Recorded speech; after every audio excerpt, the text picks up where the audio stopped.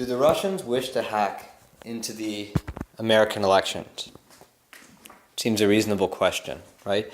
Of course, Russia is a country that has differences with the United States in terms of basically how they see the world. They're in many ways defined in the narrative of being enemies, main sworn enemies, okay? And they have a lot of sort of geopolitical tensions and so forth. Does Russia have an interest to intervene in America's elections? Of course it does, but so do many countries. In fact, many countries are more invested in America's election than other countries are, right? I would say there are certainly possibly countries that have a deeper investment in the outcome of an American election than Russia, right? And they certainly try in many ways, right, to influence certain realms of their democratic structure. And this is certainly the case as well with how they conduct an election. But the idea that the Russians had the capacity to do something as sinister as to hack into their election, right? Whether it's in their sort of the voting booths, or the idea that what's now being disseminated constantly, the idea that it was done through fake news. I mean, fake news is quite funny, isn't it? Remember when we used to call fake news clickbait?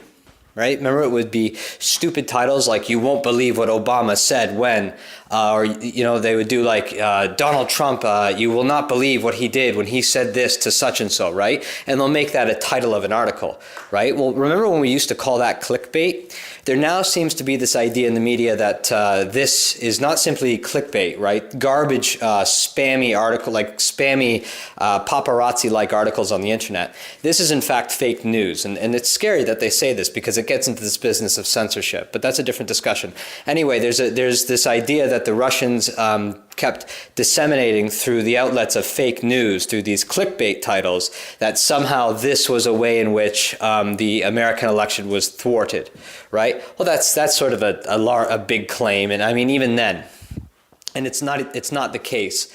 But the idea that this was what swayed the American voter, right, to vote for Trump, or the hacks, right? The idea that the Russians are hacking into Clinton's email servers, and they're basically coinciding this with media leakages of certain rumors, etc., right? And they did this during specific times during the election, right? I think this is largely false, and I think this is largely a lie. Because I don't believe that the KGB has the capacity to do such a thing. The KGB is, in many ways, the security apparatus of, well, the former Soviet Union, but we now call it the FSB, now that the Soviet Union no longer exists.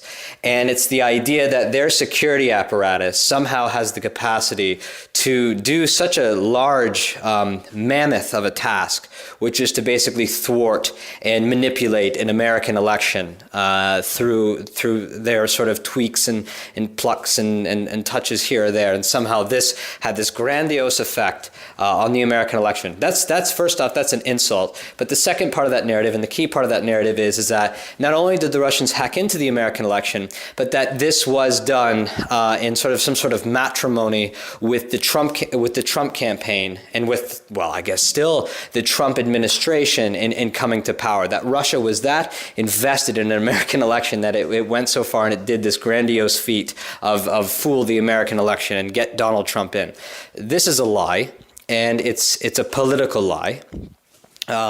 This is something the only comparison to this is McCarthyism.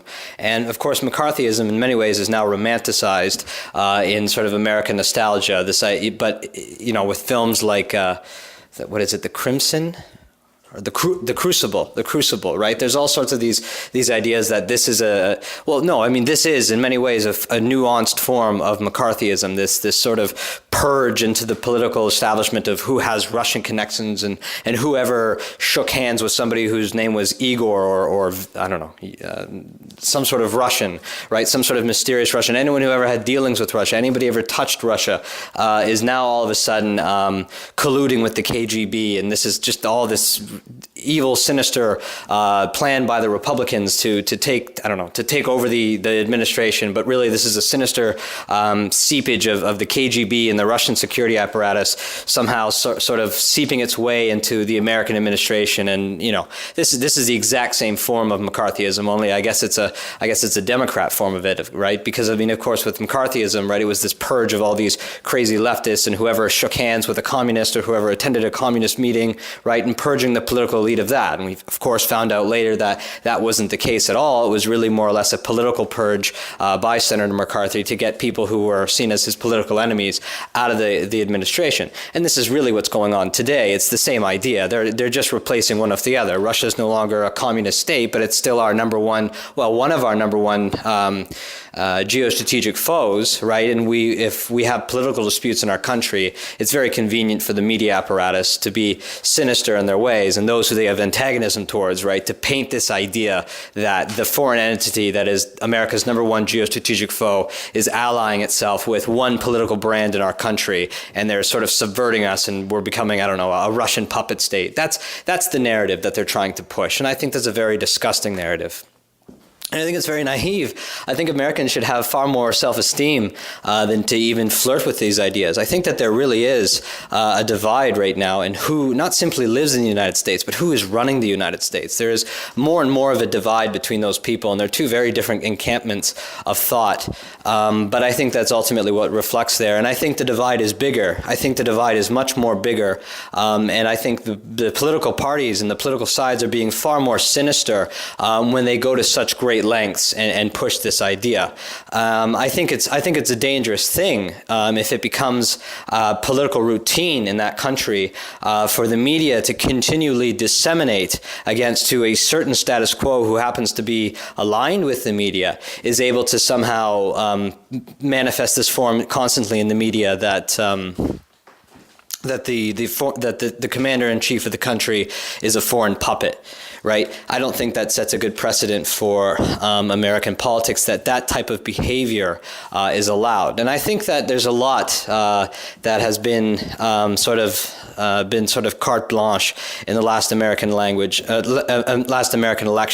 the foul language that could be used commonly. Yes, of course, Trump's, which is constantly highlighted, right? But calling all Trump supporters a basket of deplorables, right? Regarding the voter in such a way. But still, Trump's crass language, the fact that somebody who speaks that way and talks that way, not simply the vulgarity behind it, but the sort of candidness that's okay that he can get away with that, right? We all know, right, that Bill Clinton probably talks like that, right, behind closed doors, right? But the fact that someone, while he's on the podium, would speak in such casual manners, right, in reference to people like Rosie O'Donnell, etc., right? America has certainly been allowing a lot of that to go on.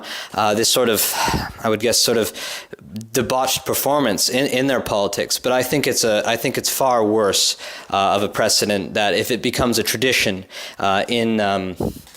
in American politics where they can sort of go down this realm of, the president is really just a foreign puppet and Russia's behind it, right? That sets a very bad precedent. And there are tons of narratives that can do it. And I think that that's dangerous. I think that people should, if people want to hate Trump, that's fine.